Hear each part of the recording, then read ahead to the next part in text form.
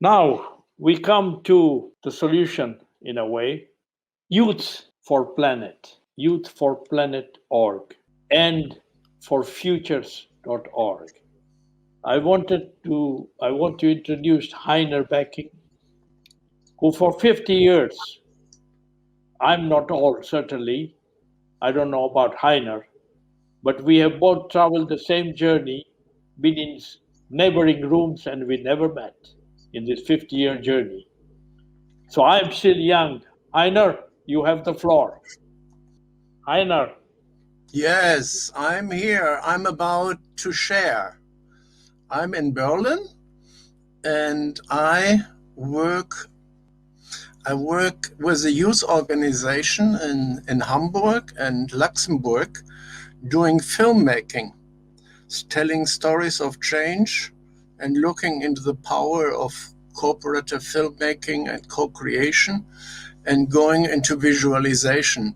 That has been presented already another time, but I wanted you to tell that we have to increase our imagination and our powers to share, because I think there have been so many education reforms. We need a learning and sharing revolution. So I like the warrior you mentioned before me. So I think we have a very steep task, because Einstein said we need to come to not only to a new thinking and doing, but without the old models and the old means which got us into the problem, which are flat and dualistic. I'm not going into that further, but tell you I've been this, how do you say, fighter, and I invite you to look where I am struggling with our mindsets, our paradigms, our prototypes, and this is all in YouTube, so I don't need to go in there. But to really do something different, we have to develop a microscope and a macroscope to see the detail and the big picture at the same time. And I don't see this concept of looking locally, regionally, sectorally, globally, and combining the picture, because the problematique, the 50 years ago, the report Global Problematique was written. And I saw that we have to come to new solution spaces. And that's where I'm working with, and I've been building in an exhibition on challenges to science and politics. That's how it was called 30 years ago. And we forgot at that time the challenges to the humanity and to each individual and each group forming, so to include the I, you, we, they, and others. So I'm working very much with SDGs. We have a Global Commons Alliance within ECOSOC of the United Nations, and I feel there is a tragedy already in the SDG design, because goal 17 is not only partnerships, but if you read below, it is strengthening the means of implementations. So how to bring solutions together which are not just for one thing, but meeting goals 3, 5, 7, 8, and 12 at the same time. So I think the title is already wrong. We should strengthen means of implementation and partnerships. What we have experienced the last 5 years is that there was just a fighting over, I'm part of the partnership and I want to get a piece and a project to fulfill a single goal. So we have to really look into out of the box thinking. So not just into my view, but into the view of groups, nations, global. And I did workshops, and out of this, I show sometimes some visualization. This one is from Harry van den Velde from the Netherlands, to show what we mean to bring all cultural expressions together and really make use of virtual realities and augmented and blended realities. Because when the problems are on the meso and macro scale, we cannot continue with our old priming and anchoring in our thinking when we have to make solid in models what the issues are in different sectors, cultures, times. So I worked much on the beginning of computer visualization in the late 70s, early 80s, and we have to come to really support our fantasy and our sharing. And that's why I made this graph, 98, on making sense of virtual and augmented and blended realities to really do this sharing locally and really involve other senses. If we go to the deep ocean or to the animal kingdom, they are very sophisticated. They have infrared, they have sensing, they have many eyes. So I think to really tackle the problems, we cannot do it in sweet isolation just with our senses, but really combine the micro and the meso and the macro, and combine the world and symbol worlds with the context world and with the physical geographical worlds, because there's so much confusion. Everybody is talking, but they don't talk about each other. So I also recommend what I do, looking who is the observer, who is sharing, and can we really create workspaces of the mind? I don't give you time to read this. It's all there for sharing. And this is what we do about learning with inner and outer workspaces and workspaces of the mind and mental models.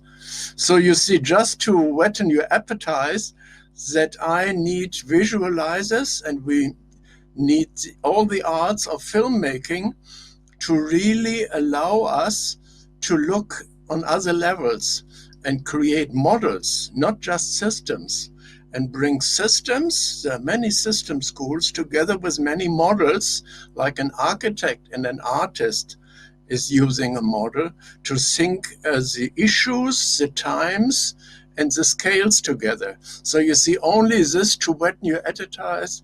Hugo Kückelhaus worked very much on alternative schools, and I looked into the Waldorf school or Montessori and whatever to really tell us that we are lost in isolation and we speak about values, but we forget the context. So this is my approach, getting sometimes to have the big picture and stepping out of the box to integrate the different schools and science systems and models and the library levels like Warburg did. And I think I could go on forever with so many slides I have since so many years that I would really like to just tell you we are not crazy when we are multimodal and use multimedia, because it's only an extended fantasy. So I think it is possible to do that and be really a crazy futurist, but with the feet on the ground, not just with the eyes in the sky. So this is my thing. I didn't look at the watch, but you can give me an indication how much time is still left, Mahendra. 1 minute. 1 minute. Let me say that the painter Franz Marc said, a picture is arriving at another place. And so videos and also virtual reality pictures we create, if we create them in common frames of references, then we can have a chance to develop an extended, broader reality. And this is what I'm struggling. And with that, I used it already in 91. So this color figures we did here with friends in Helsinki and in Finland in 91. And when we published all that in the old days, all was printed in big books and in libraries, but not in color. So nobody can see anything about it. So please take the daring to do augmented and new things, because the challenges are so gargantuan, so gigantic, that we have to really bring the old and new thinking and tools together, and the joint learning, and not the frontal teaching we normally do in schools, and to combine the director of UNEP in North America, the architect and administrator of Rio 92, Mahendra Nelson, Noel Brown, he said we have to develop and cultivate common frames of references, not go for just one goal or one commission, but really see synoptical the things in a bigger picture. But don't forget the senses, as I mentioned earlier. All our concepts without percepts are meaningless and even dangerous. So the minute is done. Thank you. Thank you, Heiner. We come to a point now where also we have more than 100 people online. And while we have talked among ourselves, I'm sure their thinking is very similar to us. And the message to them that please, having heard this, we will summarize this on our website. We need your partnership. We need your help. The adults and the youth of the world to come together, because the imperative is we must reach sustainable development in harmony with nature in a matter of decades, no more than the lifespan of the youth today.